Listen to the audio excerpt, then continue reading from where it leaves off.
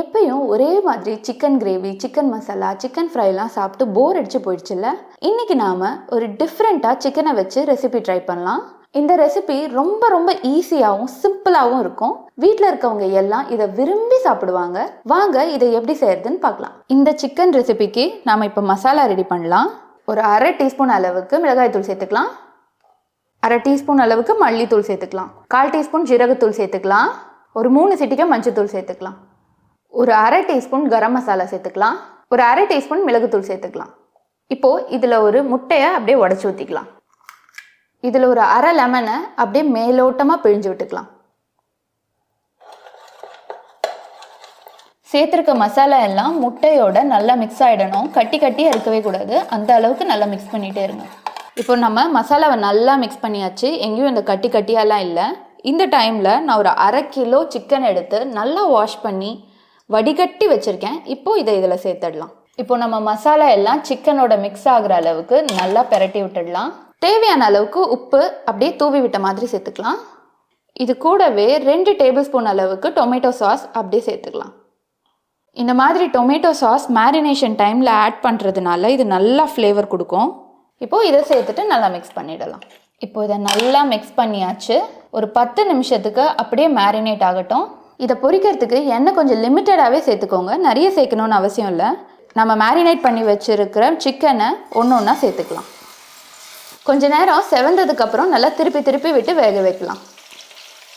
நாம் சேர்த்துருக்க சிக்கன் நல்லா வேகணும். அதனால் நல்லா எல்லா பக்கமும் திருப்பி திருப்பி விட்டு வேக வைக்கலாம்.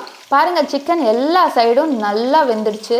இந்த மாதிரி ஃப்ரை பண்ணும்போது ஸ்டவ்வை மீடியம் ஃப்ளேமில் வச்சே ஃப்ரை பண்ணுங்கள். அப்போ தான் அடி பிடிக்காது. இப்போ எல்லா பக்கமும் வெந்த இந்த சிக்கனை நான் ஒரு பிளேட்டில் எடுத்து வச்சுக்கிறேன். இதே மாதிரி நம்ம மேரினேட் பண்ணி வச்சுருக்க சிக்கன் எல்லாத்தையும் பொரிச்சு எடுத்துக்கலாம். இப்போ ஒரு பேன் வச்சுக்கலாம். நாம் சிக்கனை பொரிச்சு வச்ச அந்த எண்ணெயவே இதில் சேர்த்துக்கலாம். நான் அந்த எண்ணெயை வடிகட்டி சேர்த்துக்கிறேன். இப்போ எண்ணெய் சேர்த்தாச்சு. எண்ணெய் கொஞ்சம் நல்லா சூடாகட்டும். நான் ஒரு 8லேருந்து 10 பல்லு அளவுக்கு பூண்டு எடுத்து நல்லா பொடியாக கட் பண்ணி வச்சுருக்கேன். இதை இதில் சேர்த்துடலாம். கூடவே ஒரு பெரிய துண்டு இஞ்சியை பொடியாக கட் பண்ணி வச்சுருக்கேன். இதையும் இதில் சேர்த்துடலாம்.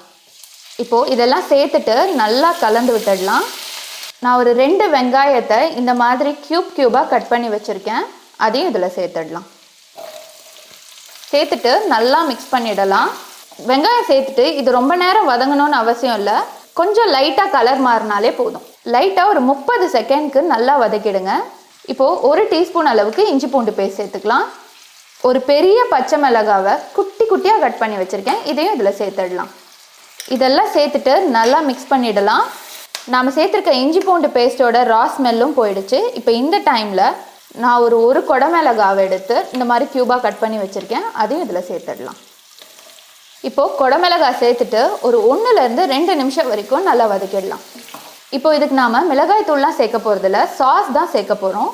ஒரு 2 டேபிள் ஸ்பூன் அளவுக்கு சில்லி சாஸ் சேர்த்துக்கலாம். இது கூடவே 2 டேபிள் ஸ்பூன் டொமேட்டோ சாஸ் சேர்த்துக்கலாம். இப்போ ஒரு அரை டீஸ்பூன் அளவுக்கு சோயா சாஸ் சேர்த்துக்கலாம். இதெல்லாம் சேர்த்துட்டு நல்லா மிக்ஸ் பண்ணி விட்டுருங்க.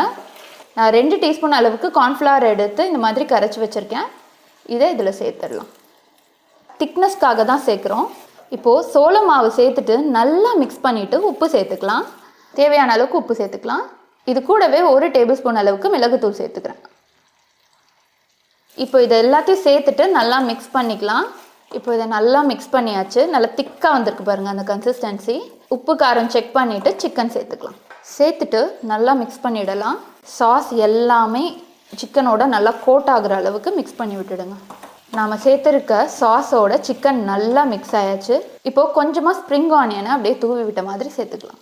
அவ்வளோதாங்க. ரொம்ப ரொம்ப சூப்பரான, ரொம்ப சிம்பிளான சிக்கன் மஞ்சூரியன் ரெடி.